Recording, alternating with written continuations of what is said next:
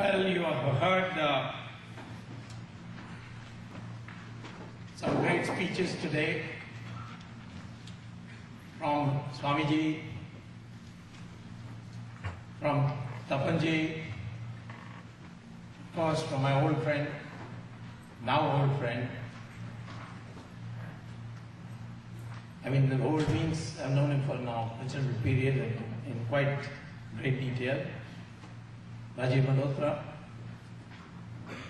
and of course Kalyan Vishwanathan, been in touch with him for quite some time, and my host, friend Prakash Rao, and friends.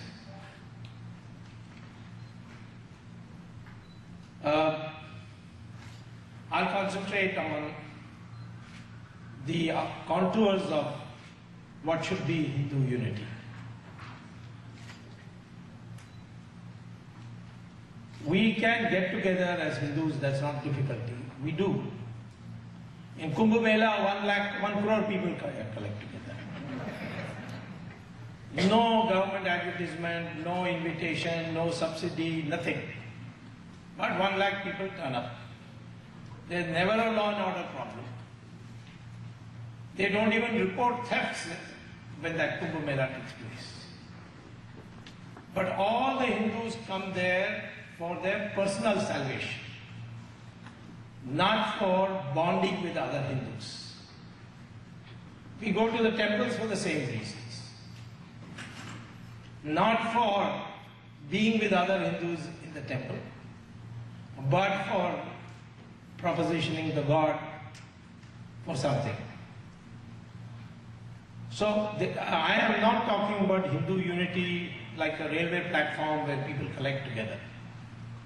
I am talking of a Hindu mindset.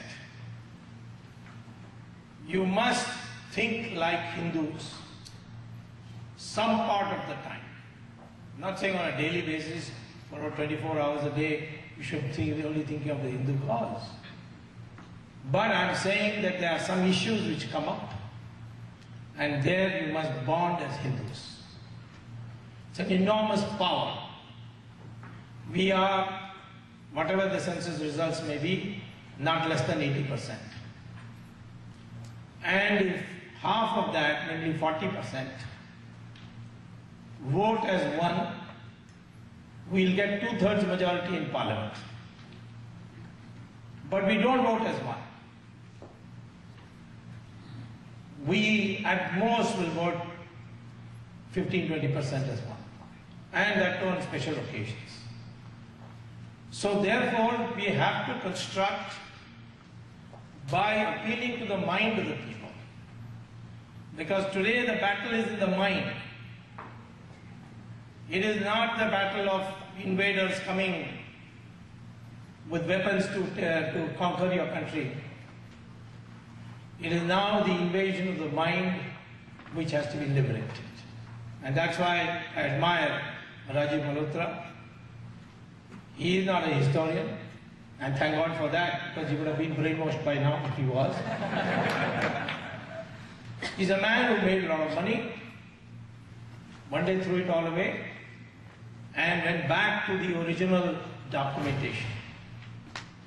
He did not take the great names and their views and then recycle them, like most Indian intellectuals do. But he went back to the original. And that's what we need to do to know who we are. Before we can become a corporate Hindu, become of corporate Hindu psychology, we must first know who we are. Some people say, why should Hindu feel secure? There's such a large number, 1.2, nearly 1 billion people. Well, numbers by themselves are not enough. You can have 1,000 goats standing at one place, and one tiger comes, the majority is with the goats. But who will run? The goat will run. They will not run together, they will run helter-skelter. And the tiger will pick which is the juiciest one of them all, and slay it and eat it up. nor strength is enough.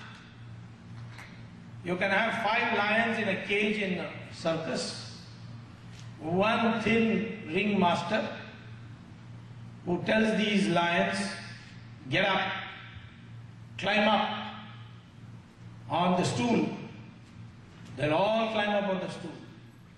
Each one of them is strong enough to kill that ringmaster inside the cage.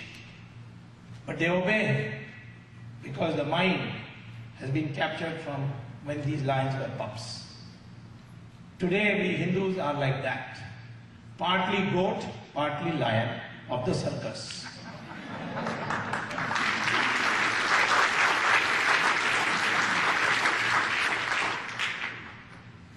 Now, what explains why we are silent when 500,000 Kashmiri Pandits have been driven out of Kashmir and are living in refugee camps since 1989, 22 years.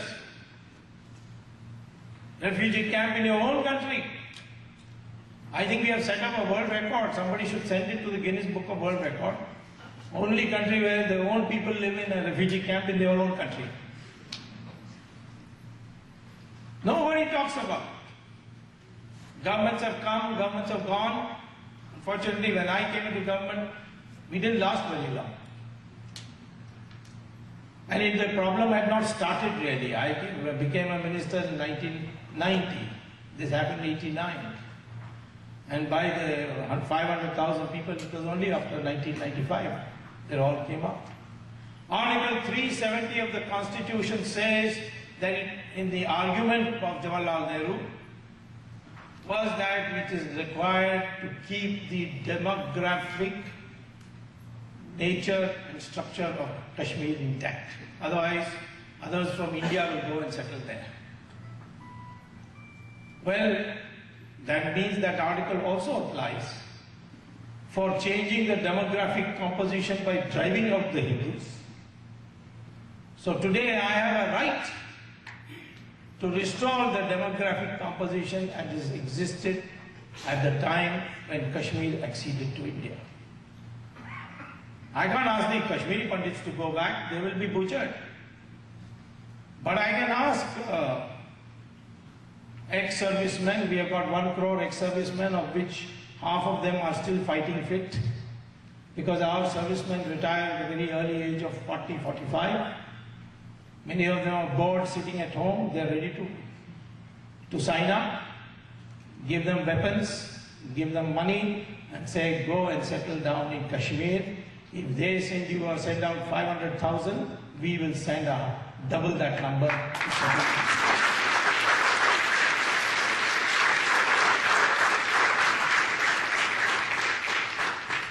All these 500,000 Kashmiri Pandits had residences from which they were forcibly driven out. So you can take that address also and ask the servicemen, this is your house now, go and occupy it. I have a Janata Party unit in Srinagar, which is 100% Muslim. And they all speak about Kashmir being part of India. Courageous, brave people. My partymen there are not many, there are about 24 people. But when I had a meeting with the women of Kashmir, Muslim women, they told me that we don't want to be part of Pakistan. We'll be quite happy to be part of India.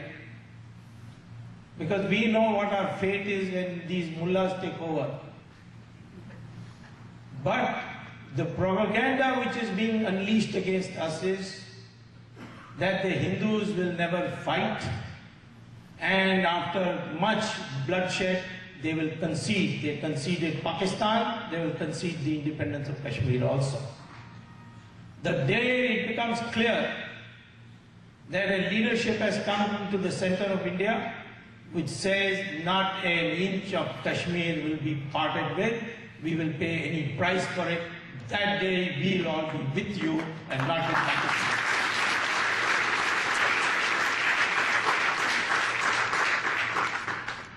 Kashmir is whose? It is ours. I don't need any document for it, although I have a document. That document is the instrument of accession. How was Pakistan created? 1947 June. The British Parliament passed a law, because there was no Pakistan at that time. They passed a law saying that because there are Muslims who don't want to live with Hindus under Hindu majority, those Muslims who don't want to live, we will create a separate country for them, and that was to be called Pakistan. And the resolution got passed. They also said, because the British only controlled 2/3 of United India, 1/3 was still under the Rajas, even though they had regions. The British had placed regions there. The Mysore Raja, they had Nizam of Hyderabad, there were about 600 Rajas. And the British declared them as independent countries, including Kashmir.